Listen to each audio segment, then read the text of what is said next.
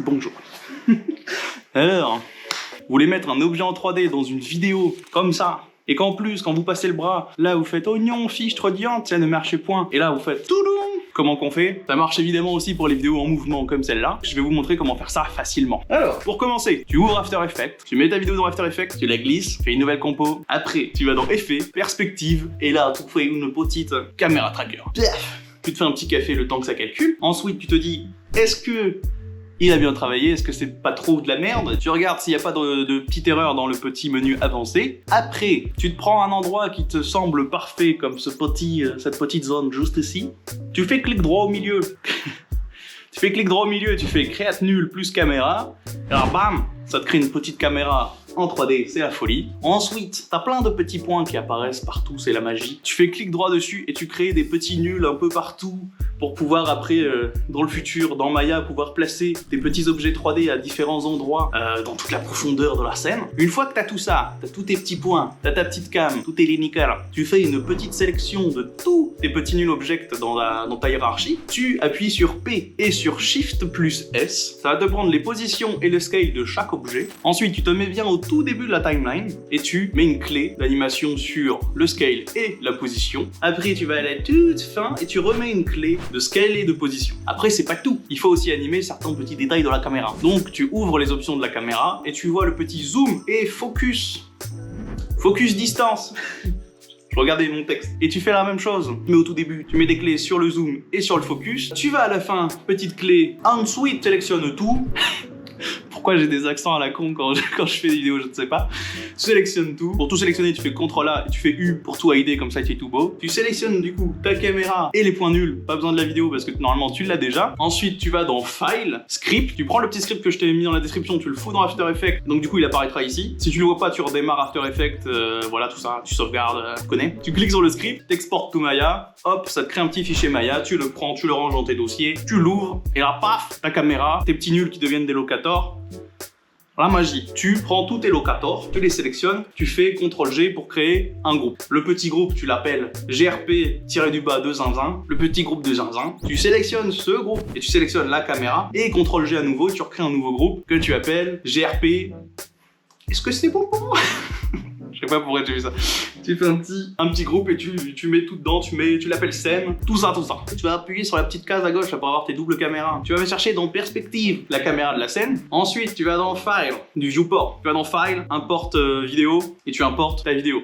Si c'est une séquence d'images, tu vas dans ton petit attribut editor et tu coches la cause séquence d'image et paf, comme ça tu auras ta vidéo sur ta cam. Ensuite, tu mets la caméra en Only Camera pour pas que ça te gêne dans la petite scène d'à côté. Et là, tu te rends compte que si tu fais jouer l'animation, ça marche pas de fou. Donc, qu'est-ce qu'il faut faire? Pour ça, il faut lock la caméra et éviter de toucher à la caméra sur le côté. Il faut tout lock. Il y a un petit cadenas, vous cliquez dessus. Tu cliques sur la caméra, tu prends toutes les options et tu lock selected. Ensuite, pour caler toute la vidéo au bon endroit, tu sélectionnes le groupe. Tu te mets sur W pour te mettre en translate. Tu maintiens D et tu appuies sur V. Tu prends le petit gizmo du groupe et tu le mets sur un point qui te servira pour ton objet 3D, quoi. Donc, ici. Ensuite, une fois que tu as mis le gizmo sur le point que tu veux, tu lâches D et NV. Après, prends le gizmo, tu maintiens X pour snapper sur la grille et tu viens refoutre ce petit point en plein milieu de la scène à son origine en cliquant glissant vers le milieu de la scène, tout simplement. On arrive à peu près à la fin de la 3D. Une fois que la caméra est lockée et qu'elle est bien centrée, là tu peux jouer avec le bouton play, tu vas voir que ça bouge nickel selon le plan de ta caméra. Mais la grille ne suit pas l'angle du sol. Donc, assez simple, tu prends un petit cube, tu le fous en plein milieu de la scène, là tu le mets au niveau du sol. Une fois que tu as fait ça, tu prends ton petit groupe avec tout dedans, tu prends les rotate et tu tournes pour réussir à retrouver le même angle que celui qu'il y a dans la vidéo. Le petit cube du coup va t'aider à mettre correctement le bon angle. Une fois que tu as fait ça, normalement c'est bon. Tu fous un objet complètement sans droit d'auteur,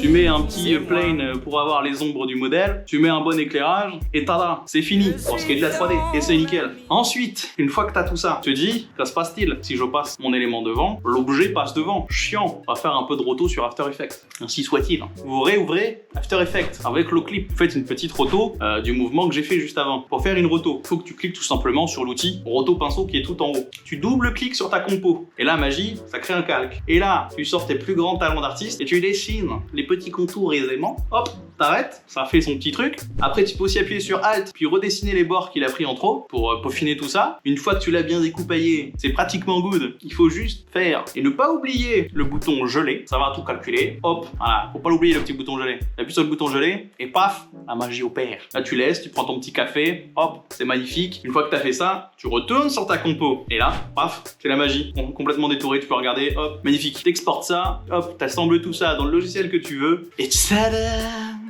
T'as ta vidéo complète, ça marche sur les plans en mouvement. Évidemment, s'il y a un trop gros décalage de couleurs, je sais pas pourquoi je change de caméra comme ça va être chiant au montage. Une fois que t'as fait tout ça, bah voilà, t'as fini en fait. Qu'est-ce que tu fous là? Donc voilà, une fois que t'as fait tout ça, normalement tu peux tout faire. C'est le finish. Allez, hop hop hop. On met un pouce bleu, on s'abonne, on se casse. Allez, voilà. Hein? Allez, tout. Bah ouais. Et bien là. Et alors dire que c'est fini là. Et voilà, une fois que vous avez fait ça, c'est fini. Mettez un petit pouce bleu, vous vous abonnez, puis ça dégage.